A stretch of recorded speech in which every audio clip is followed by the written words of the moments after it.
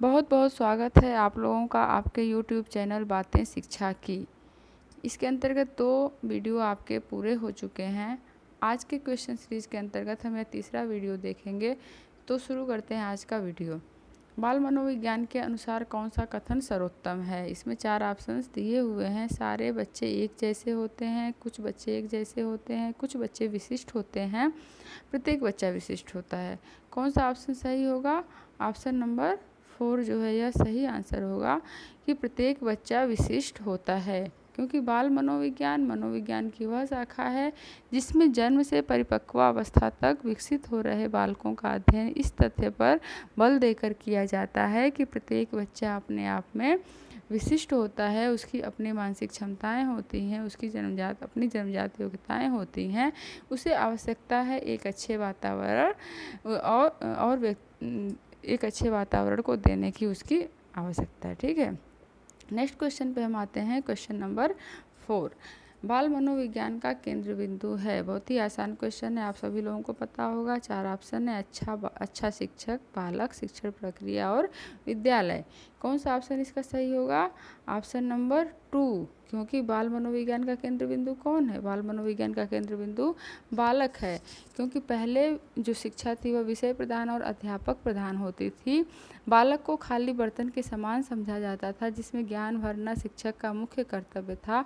किंतु बाल मनोविज्ञान ने इस दृष्टिकोण में आमूल परिवर्तन करके शिक्षा को बाल केंद्रित बना दिया है और बालक के भावनाओं, उसकी अवस्थाओं, उसकी रुचियों, उसकी योग्यताओं को ध्यान में रख करके ही पाठ्यक्रम और शिक्षण विधि की व्यवस्था की जाती है। और इसीलिए शिक्षक को बालक की अवस्थाओं या बालक के बारे में सही जानकारी होना भी जरूरी होता है। नेक्स्ट क्वेश्चन पे हम आते हैं। संवेग शब्द का शाब्दिक अर्थ है। 4 ऑप्शन दिए हुए हैं। यहाँ पे संवेग का शाब्दिक अर्थ पूछा जा रहा है, न कि संवेग पूछा जा रहा है। ठीक है, 4 ऑप्शन क्रोध, भय, स्नेह तथा प्रेम, उत्तेजना या भाव में उथल पुथल, उपरोक्त में से कोई नहीं। कौन सा ऑप्शन सही होगा इसका? ऑप्शन नंबर 3, यानी कि उत्तेजना या भाव में उथल पुथल।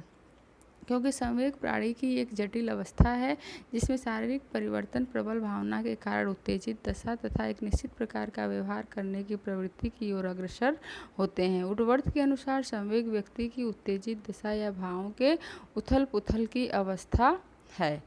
नेक्स्ट क्वेश्चन पे हम आते हैं। क्वेश्चन नंबर 36, शैशवावस्था के लिए उत्तम विधि है। इसमें 4 ऑप्शन दिए हुए हैं। मॉन्टेसरी, खेल विधि, किंडरगार्टन विधि और सभी। कौन सा ऑप्शन सही होगा? आप सभी लोगों को पता होगा, ऑप्शन नंबर 4 इसका सही आंसर है। क्योंकि 5 वर्ष की अवस्था तक शरीर और मस्तिष्क के लिए यह बहुत ही ग्रहणशील होती है। इस अवस्था में मॉन्टेसरी, खेल विधि तथा किंडरगार्टन विधि बच्चों के विकास हेतु उपयुक्त शिक्षण विधियाँ मानी गई हैं। ठीक है, नेक्स्ट क्वेश्चन पे आते हैं हम। क्वेश्चन नंबर 37, बाल विकास में प्रक्रिया पर बल है, वातावरण तथा अनुभव की भूमिका पर बल है, गर्भावस्था से किशोरावस्था तक का अध्ययन होता है, उपरोक्त सभी। कौन सा ऑप्शन सही होगा? आप सभी लोगों को पता होगा इसका। Option number 4 is the right answer, यानी कि उपयुक्त जो तीनों हैं ये सही हैं, इसलिए इसका आंसर होगा 4। बाल विकास मनोविज्ञान एक महत्वपूर्ण उपयोगी समाज एवं राष्ट्र के लिए कल्याणकारी शाखा है, जिसमें गर्भावस्था से किशोरावस्था तक के अध्ययन हेतु वातावरण एवं अनुभव की भूमिका एवं प्रक्रिया पर बल दिया जाता है। ठीक है, नेक्स्ट क्वेश्चन पे हम आते हैं। क्वेश्चन नंबर 38, बाल विकास का अध्ययन क्षेत्र है। 4 ऑप्शन दिए हुए हैं। बाल विकास की विभिन्न अवस्थाओं का अध्ययन, वातावरण का बाल विकास पर पड़ने वाले प्रभावों का अध्ययन, व्यक्तिगत विभिन्नताओं का अध्ययन, उपरोक्त सभी। आप सभी लोगों को इसका आंसर पता होगा। बहुत ही आसान क्वेश्चन है। कौन सा ऑप्शन सही होगा? ऑप्शन नंबर 4 इसका सही आंसर होगा, उपरोक्त सभी। क्योंकि बाल विकास के अंतर्गत बाल विकास की विभिन्न अवस्थाओं के अध्ययन के साथ साथ आसपास के वातावरण का बाल विकास पर पड़ने वाले उसके प्रभाव व बालक के व्यक्तिगत विभिन्नताओं आदि का भी अध्ययन किया जाता है। ठीक है, नेक्स्ट क्वेश्चन पे हम आते हैं। क्वेश्चन नंबर 39, संवेगात्मक विकास को प्रभावित करने वाले कारक हैं। 4 ऑप्शन दिए हुए हैं, शारीरिक स्वास्थ्य, मानसिक योग्यता, थकान और सभी।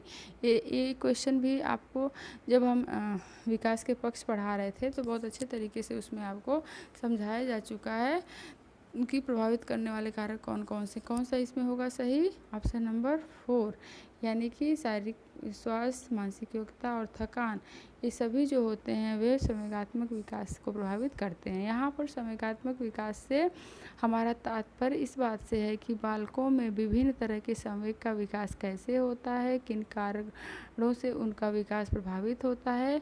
शारीरिक स्वास्थ्य, मानसिक योग्यता और थकान संवेगात्मक विकास को प्रभावित करने वाले प्रमुख कारक हैं। नेक्स्ट क्वेश्चन पे हम आते हैं। सामाजिक प्रत्याशाओं के अनुरूप व्यवहार की योग्यता का अधिगम सामाजिक विकास कहा जाता है। उक्त कथन है। 4 ऑप्शन है, हर्लॉक का, टिपिनन का, मैकडूगल का और रास का। कौन सा ऑप्शन इसका सही होगा? ऑप्शन नंबर 1, हर्लॉक जो है यह इन्होंने इस डिफिनीशन को दिया था क्योंकि इन्होंने 1964 में सामाजिकरण की उपक्रिया भी बताई, जिसमें सामाजिक मंजूरी के तरीकों, सामाजिक भूमिकाओं को दी गई मंजूरी, सामाजिक विकास के दृष्टिकोण से खेलने आदि से है। नेक्स्ट क्वेश्चन पे हम आते हैं, क्वेश्चन नंबर 41। क्वेश्चन नंबर 41 के अंतर्गत भाषा विकास का सिद्धांत नहीं है। 4 ऑप्शन इसमें दिए हुए हैं, अनुबंधन का सिद्धांत, अनुकरण का सिद्धांत, अतिरिक्त शक्ति का सिद्धांत और परिपक्वता का सिद्धांत। कौन सा ऑप्शन इसका सही होगा? ऑप्शन नंबर 3, अतिरिक्त शक्ति का सिद्धांत, क्योंकि भाषा विकास से हमारा तात्पर्य एक ऐसी क्षमता से है जिसके द्वारा व्यक्ति अपने भावों, विचारों, इच्छाओं को दूसरे तक पहुंचाता है तथा दूसरे के विचारों, उनके इच्छाओं, उनके भावों को ग्रहण करता है। अनुबंधन, अनुकरण तथा परिपक्वता इसके प्रमुख सिद्धांत हैं, जबकि अतिरिक्त शक्ति का सिद्धांत इसका सिद्धांत नहीं है। ठीक है, नेक्स्ट क्वेश्चन पे हम आते हैं। निम्नलिखित में से कौन सा बच्चों के संवेगात्मक विकास के लिए सर्वाधिक उपयुक्त है? 4 ऑप्शन इसमें दिए हुए हैं, कक्षा का, प्रजातांत्रिक परिवेश, अध्यापकों की सहभागिता नहीं क्योंकि यह माता पिता का कार्य है, कक्षा का नियंत्रित परिवेश, कक्षा का आधिकारिक परिवेश। कौन सा ऑप्शन सही होगा? ऑप्शन नंबर 1, कक्षा का प्रजातांत्रिक परिवेश, क्योंकि किसी भी बालक के संवेगात्मक विकास से तात्पर्य इस बात से है कि उसमें संवेगों का विकास कैसे, किन कारणों से होता है और संवेग का प्रभाव किस प्रकार का पड़ता है। तो हम कह सकते हैं कि कक्षा का प्रजातांत्रिक परिवेश बालक के संवेगात्मक विकास हेतु सर्वाधिक उपयुक्त होता है। नेक्स्ट क्वेश्चन पे हम आते हैं, क्वेश्चन नंबर 43। निम्नलिखित में से बच्चों के प्रारंभिक बाल्यावस्था अवधि के दौरान उन भूमिकाओं एवं व्यवहारों के बारे में जानकारी प्रदान करना जो एक समूह में स्वीकार्य है। 4 ऑप्शन है, भाई बहन एवं अध्यापक, अध्यापक एवं साथी, साथी एवं माता पिता, माता पिता एवं भाई बहन। सीटेट 2015 में क्वेश्चन पूछा गया है।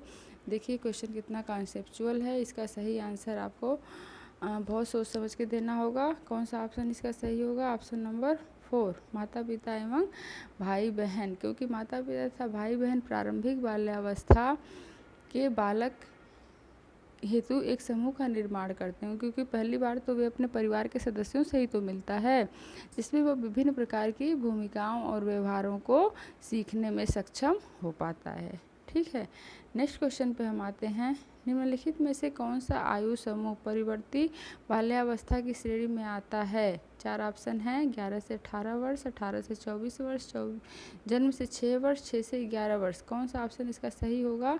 यहाँ परिवर्ती की बात की जा रही है, तो ऑप्शन नंबर 4 इसका सही आंसर होगा, 6 से 11 वर्ष। परवर्ती बाल्यावस्था यानी कि उत्तर बाल्यावस्था 6 वर्ष से प्रारंभ होकर के 11 वर्ष तक की होती है।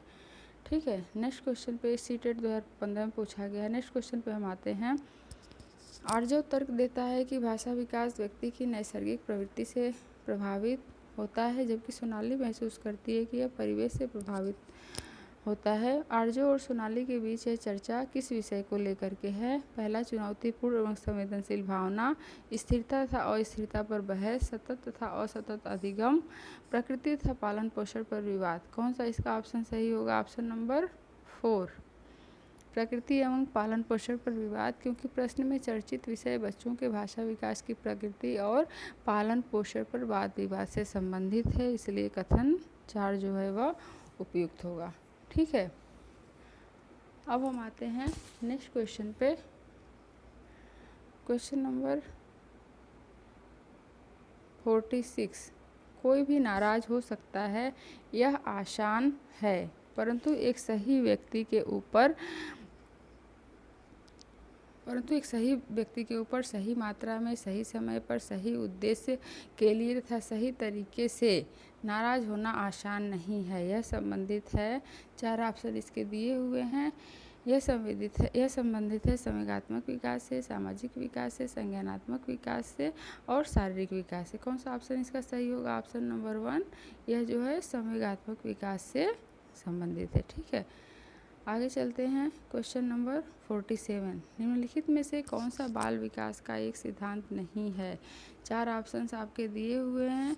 विकास के सभी क्षेत्र महत्वपूर्ण हैं, सभी विकास परिपक्वन तथा अनुभव की अंतःक्रिया का परिणाम होते हैं, सभी विकास तथा अधिगम एक समान गति से आगे बढ़ते हैं, सभी विकास एक क्रम का पालन करते हैं। कौन सा ऑप्शन इसका सही होगा? ऑप्शन नंबर 3 इसका सही आंसर होगा। सभी विकास तथा अधिगम एक समान गति से आगे बढ़ते हैं, क्योंकि विकास तथा अधिगम की गति सदैव एक समान नहीं होती है। उनकी गति में तीव्रता एवं मंदता अथवा उतार चढ़ाव के लक्षण देखे जाते हैं। ठीक है, तो यह जो है वह यह जो तीसरा जो है यह वृद्धि एवं विकास का सिद्धांत नहीं है, क्योंकि सभी विकास और अधिगम जो एक समान गति से आगे नहीं बढ़ते हैं, बल्कि उनमें उतार और चढ़ाव की जो स्थिति होती है वह देखी जाती है, कभी तीव्र गति से तो कभी मंद गति से इनमें उतार चढ़ाव होता रहता है। ठीक है, नेक्स्ट क्वेश्चन पे हम आते हैं। क्वेश्चन नंबर 48, निम्नलिखित में से सामाजिकरण का एक प्रमुख कारक है? 4 ऑप्शन हैं, कंप्यूटर, आनुवंशिकता, राजनीतिक दल और परिवार। बहुत ही आसान क्वेश्चन है, आप लोग कर ले जाएंगे। कौन सा ऑप्शन होगा? इसका ऑप्शन होगा परिवार। ऑप्शन नंबर 4, क्योंकि सामाजिक प्रत्याशाओं और मानदंडों के अनुसार जब बालक व्यवहार करना सीख लेता है तो इसे सामाजिकरण की संज्ञा दी जाती है। बालकों के सामाजिकरण में परिवार, साथियों का समूह, स्कूल, भाषा आदि महत्वपूर्ण भूमिका अदा करते हैं। तो ठीक है, फिर आज का वीडियो हम यहीं पे समाप्त करते हैं। और यदि आपको वीडियो अच्छा लगे तो आप इसे अधिक से अधिक सब्सक्राइब करिए, लाइक करिए, शेयर करिए और कमेंट के माध्यम से बताइए कि क्या कमियां हैं। ठीक है, इसी सीरीज़ के अंतर्गत फिर मिलते हैं हम नेक्स्ट वीडियो में।